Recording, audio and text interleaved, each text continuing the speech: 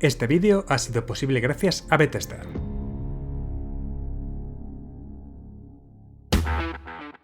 Hay pocas sagas que hayan marcado tanto la historia de los videojuegos como Doom. Aunque históricamente el primer shooter, tal cual los entendemos hoy en día, fue Wolfenstein 3D, el tercer juego de id Software consiguió un éxito tan grande que hizo que su tecnología fuera estudiada y optimizada hasta el punto de hacer meme el correr el juego en los sistemas más insospechados, generando en el proceso una gran cantidad de títulos que intentaron copiar el estilo de Doom. Esto permitiría al estudio mantener un flujo constante de ingresos durante los siguientes años, gracias a los múltiples ports para ordenadores y consolas del momento, tanto del original como de la secuela, y colocaría al equipo tejano como la punta de lanza del género, trono que mantendrían gracias a la aparición de Quake y su extensiva exploración de los modos multijugador. Durante el reinado de Quake, Doom quedó en un segundo plano, limitándose a recibir expansiones en forma de niveles extra o reediciones, más allá de Doom 64. No sería hasta 2004 cuando volveríamos a ver una nueva entrega principal de la franquicia, y con la llegada del nuevo milenio, ID apostaría por un nuevo estilo, tanto visual como jugable. Doom 3 decidió seguir la estela del primer Half-Life y reimaginó la franquicia uniendo la acción característica de las entregas anteriores con el terror y la ciencia ficción, generando un mundo oscuro, vivo e interactuable en el que situar los eventos de una campaña con una narrativa mucho más destacada, que se manifestaba tanto por estar presente a lo largo de todo el recorrido, en la forma de información dispersa por el mundo, en eventos que solo los jugadores más interesados en explorar encontrarían, como por cinemáticas y archivos. Todas las piezas clásicas estaban presentes, desde los diseños más reconocibles de los demonios hasta unos enfrentamientos con el movimiento como protagonista. Y aunque las ventas y la crítica acompañaron, esta entrega suscitó ciertas discusiones entre fans que no terminaban de estar convencidos del giro hacia una experiencia más pausada y construida alrededor de los juegos de luces y el terror, en lugar de la clásica descerebrada ducha de vísceras que había sido el corazón de la franquicia.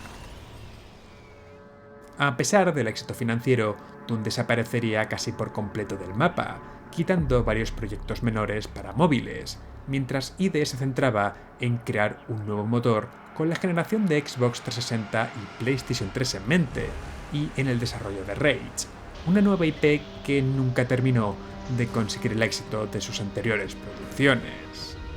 Sería en 2016 cuando el estudio volvería a su franquicia más reconocible, con un juego que se convertiría en uno de los más importantes de su generación. El reboot de Doom es uno de los trabajos de diseño, pulido y modernización más interesantes de la industria. Todo el juego está milimétricamente pensado para ser la experiencia que un jugador de los 90 recuerda, pero adaptada a los estándares modernos.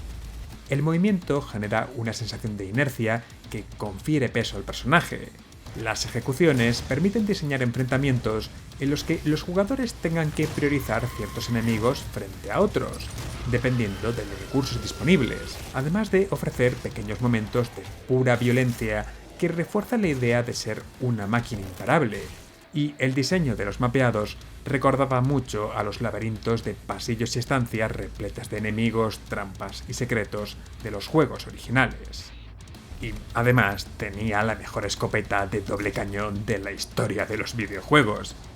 Al menos hasta que apareció la secuela.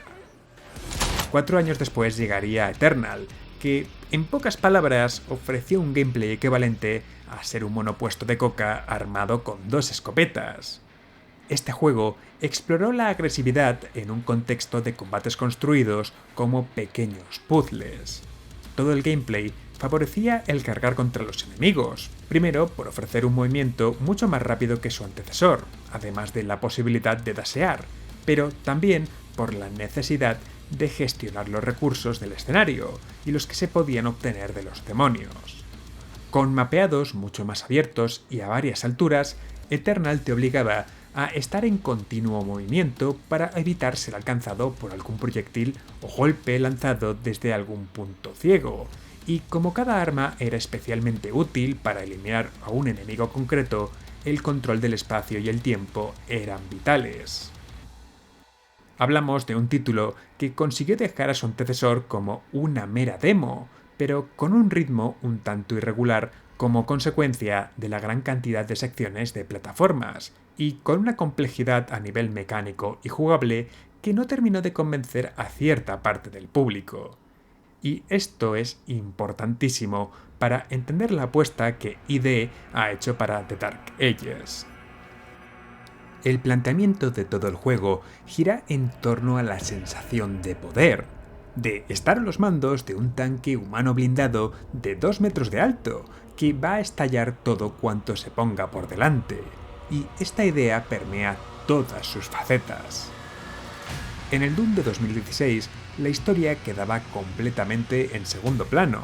De hecho, el juego lo remarcaba claramente casi siempre que podía, creando un personaje que tomaba siempre la ruta más directa entre sus objetivos, sin importarle en exceso las consecuencias de sus acciones, y únicamente obligaba a que nos paráramos en momentos muy concretos, que se podían contar con los dedos de una mano.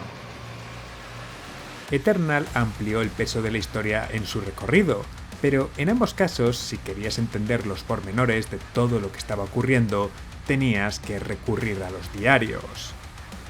The Dark Ages quiere emplear su guión para amplificar la fantasía de poder por comparación con las criaturas que enfrentamos, por lo que coloca su narrativa en un lugar mucho más predominante, tanto por el empleo de numerosas cinemáticas para hilar todos los capítulos y eventos entre sí, como con conversaciones in-game y todas las estrategias de los títulos anteriores. Por otro lado, ID Software introduce pequeñas secciones a bordo de un mecha o a lomos de un dragón, que, aunque son mecánicamente muy sencillas y apenas presentan ningún tipo de complejidad, refuerzan la idea de ser un ser imparable y permiten introducir pequeños interludios en las misiones que requieren de desplazamientos largos entre diferentes arenas.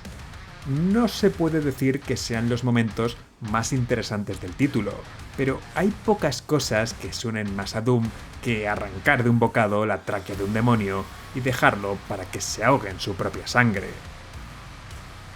Pero es en tierra donde el estudio ha vuelto a dar un giro de tuerca a la propuesta general de esta trilogía de juegos, para conseguir ofrecer un título con una identidad propia y distintiva que sigue siendo reconocible como parte de la franquicia.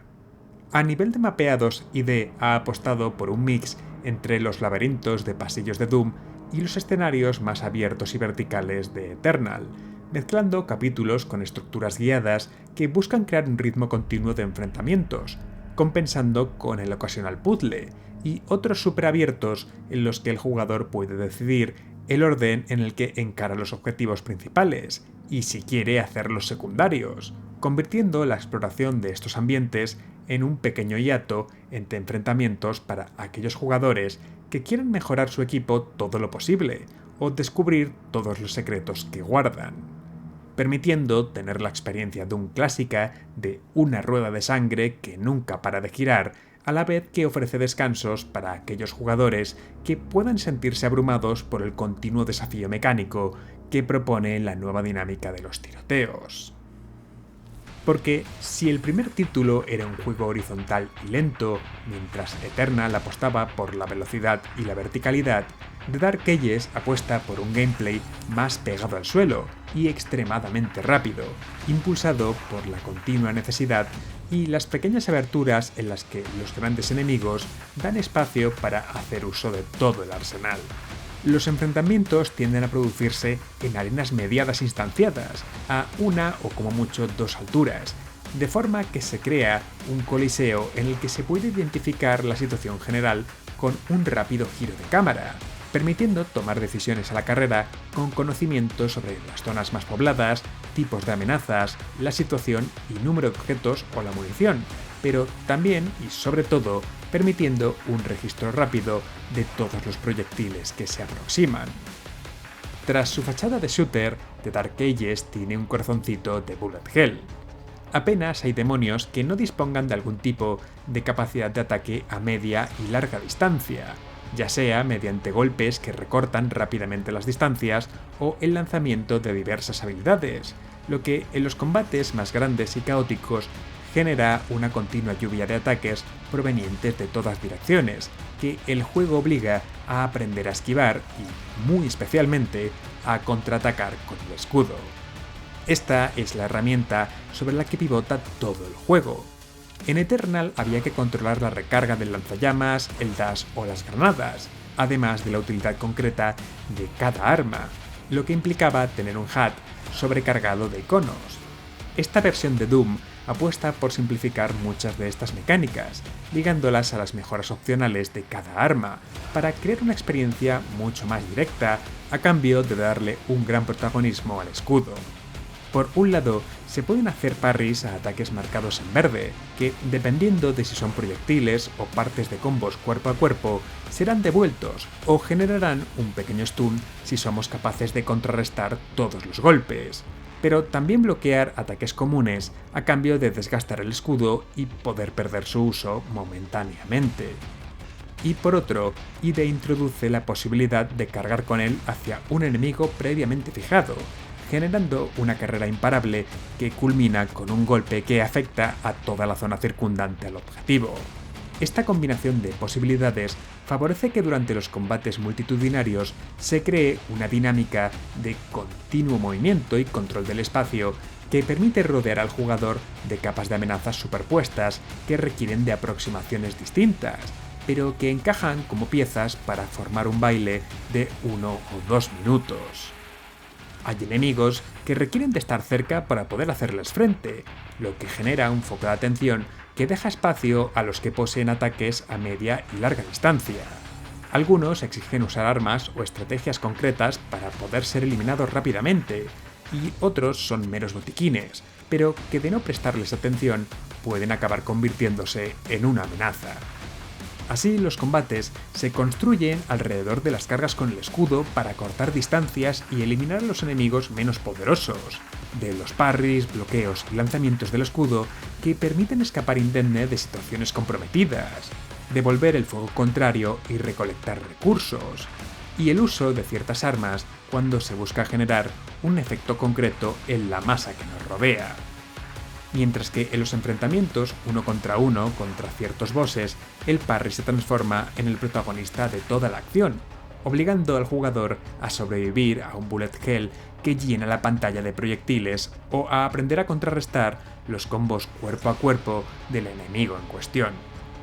Es cierto que hay problemillas, tanto con una IA que no termina de estar bien calibrada a distancias tan grandes, como con el hecho de que ciertas armas no terminan de encontrar un espacio natural en el que sus cualidades brillen, haciendo que siempre haya opciones claramente mejores que el resto en casi cualquier situación.